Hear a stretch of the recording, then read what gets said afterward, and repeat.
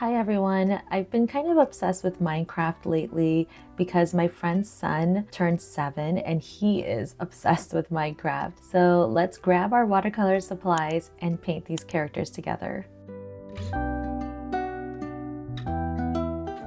I'm using my drafting pencil from Generals and this transparent ruler from Westcott. I'm going to draw 2 squares that are 2 inches by 2 inches. I don't have a stencil for squares and I didn't want to cut out a stencil, so that's why I'm using this transparent ruler. So fun fact about me, I actually love video games too, and I did play Minecraft a lot, maybe 8 years ago. It's been a long time since I've played, so it's really cool to see my friend's son really being into Minecraft right now. Yeah, kids are so creative, and I love that he's enjoying this game. I love the look of the pixelated characters, so creating all these little squares in the character is going to be so much fun.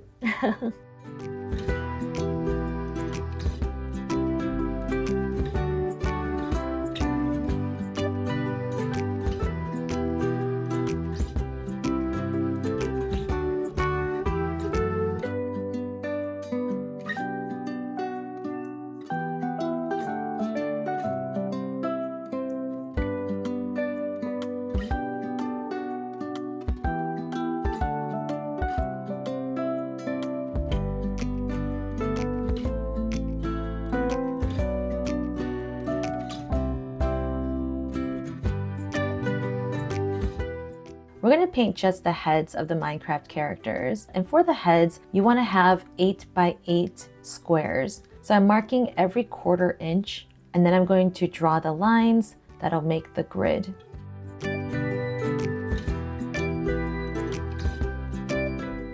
I know measuring like this might make you feel a little bit anxious and bring out that perfectionist tendencies, but really try to let go of that because these lines do not have to be perfect, because once you start painting the squares, you might see some paint bleeding and you might accidentally do some layering. So don't feel like it has to be perfect lines. If they're a little bit at an angle, that's okay. We got to start letting go of these perfectionist tendencies. So you can start by doing that now. But I know I struggle with that, and that's why I'm using this transparent ruler so that I can kind of see if I'm creating straight lines. I know there are better tools out there to create consistent widths, but I just don't have them on hand, so I'm using what I have.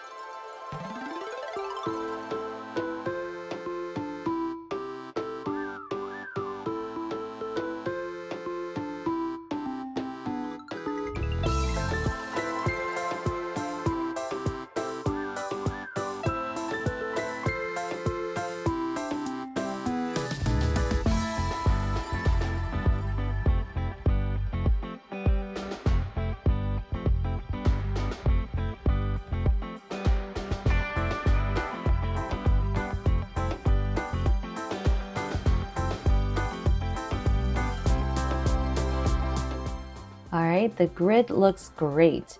Now I'm going to use my kneaded eraser because I don't want all these pencil lines really showing through. I much prefer the kneaded eraser so that I don't change the quality of the paper and just remove the graphite of the pencil. What you're going to be left with is a really, really faint sketch. Now moving forward, it might be kind of hard to see my pencil lines. So if you're following along, I apologize that it might be kind of hard to see, but I promise you'll love the results in the end.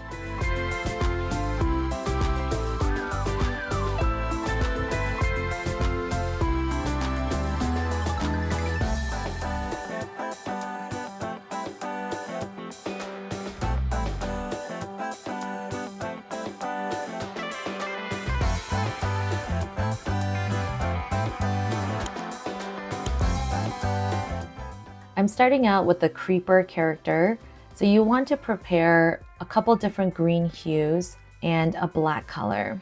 I'm activating my permanent green #1 color and then watering it down so that I can see it in different values.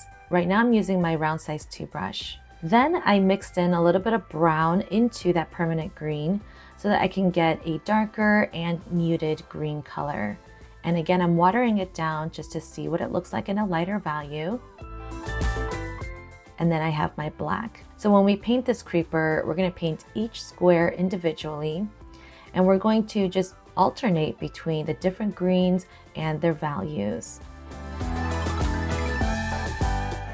The last green I'm going to prepare is my favorite green, the chromium oxide green, and it's just a beautiful, almost opaque green color. So those are my colors, so go ahead and prep your greens, and let's go. So if you're starting from the top left corner, 1 square in and then 2 squares down, and then paint 4 of the squares.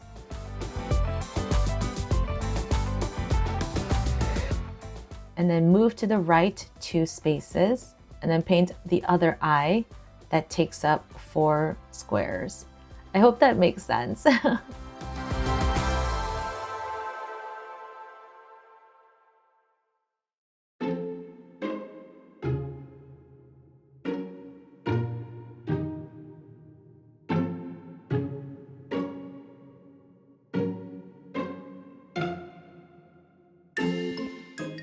Okay, now let's do the nose and the bridge. So this one's just going to be a 2 by 1 square, 2 by 1 space. And then below that, and this one's going to be a 2 by 4 space.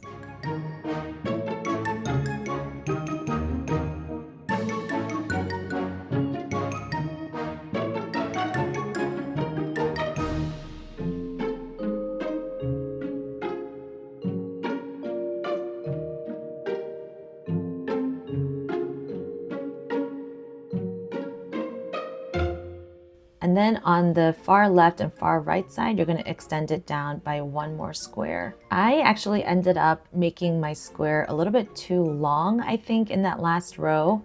So it might look a little wonky, but that's okay. And again, I'm using my size 2 round brush, but if you want to use a flat brush that's really small, that might actually be best for something like this. And of course, I'm using my favorite watercolors, the Holbein brand. All right, so now I'm going to start painting the squares individually.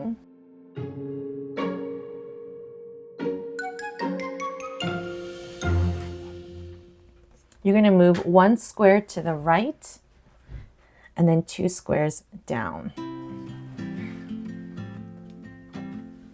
So I'm taking that first permanent green color and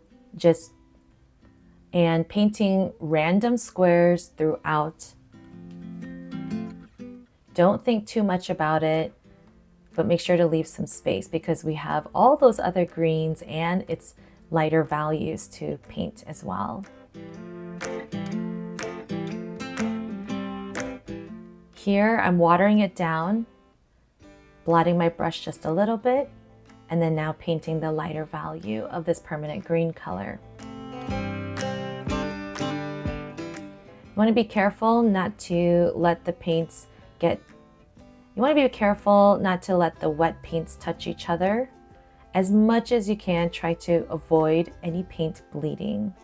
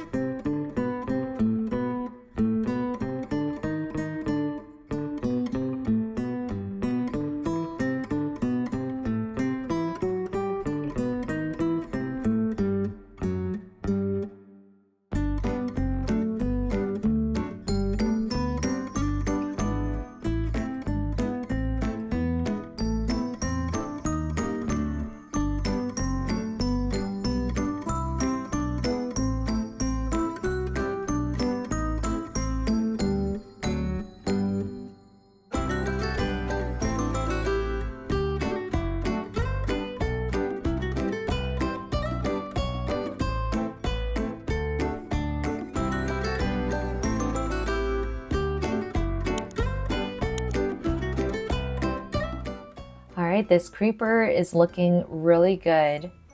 And that's the last square. I am going to add metallic details, but that's for later. Now let's move on to the pig character. So I'm activating the brilliant pink color and then again showing a lighter value. And then to get that darker pink color for the pig's snout, I'm going to mix that same brown into it. And then you'll get this nice pinkish, brownish, almost dark coral kind of color. Let's start with the eyes. So they're going to be on the first column and the last column, and move 4 spaces down. And then the eyes are just 1 square. And the square to the left and to the right, the snout is going to be that darker pink color that we just mixed up. It's going to start at the 3rd column, 5th row, and then 4 spaces to the right. And then skip 1 row below it and then do the bottom part of the snout.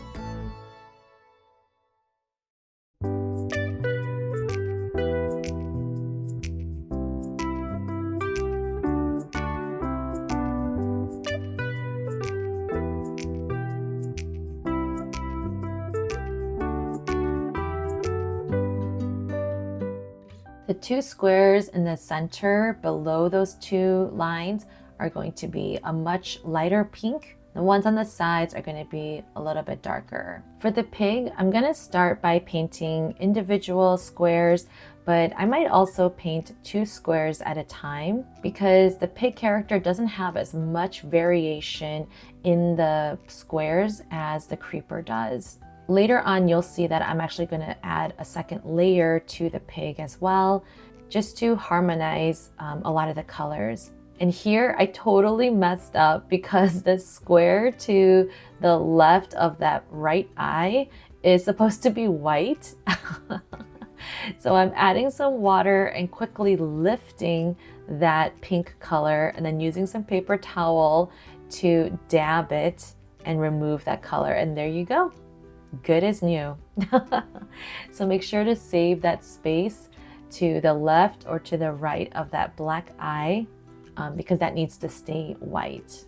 Go ahead and start painting in the pink. And again, I'm starting out by, just kind of painting random areas because I'm going to try to meet the values in the middle.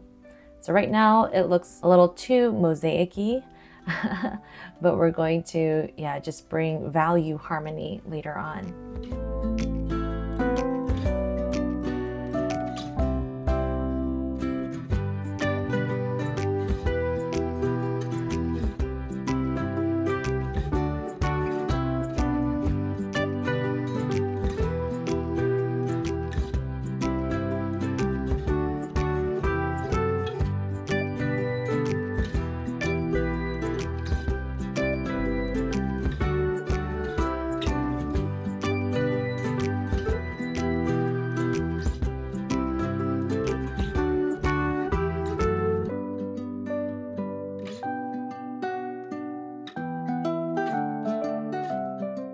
Alright, the first layers of the pinks are kind of drying, so I'm starting to bring that value harmony by just going over the really light value areas with another layer of that pink.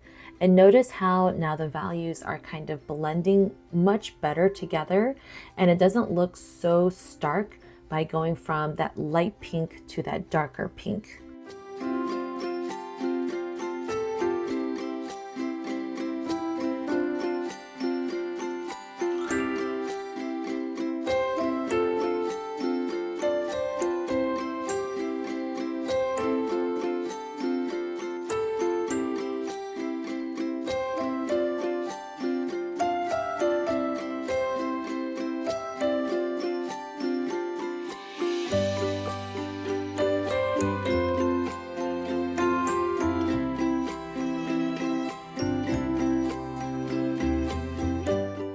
All right, who doesn't love a good metallic detail? I mean, come on. So I'm using the Finetech pearlescent colors. I did a whole video reviewing this and swatching all the colors, so make sure to watch that video. It'll be linked in the description box and above. I'm going to use this pink color and the green color for the pig and the creeper. I'm not going to paint every square with this metallic color, obviously, so I'm just kind of picking and choosing and spacing them out. Now, if you don't have metallic colors, please don't feel obligated to buy these. I do love this set and it's really good quality, but if you don't have metallic colors, don't feel like you have to add this detail. I think these characters look awesome even without the metallic details. But if you're a little extra and you have metallic colors on hand, go for it.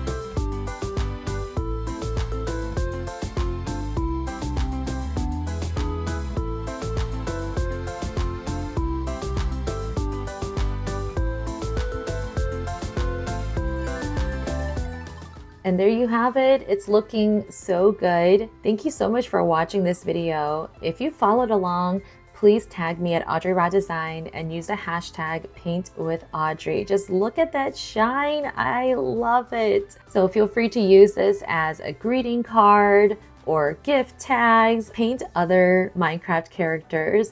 I can't wait to see what you create. Please subscribe to my channel and like this video to see more tutorials like this. And comment with your favorite Minecraft character. And I'll see you next time. Bye.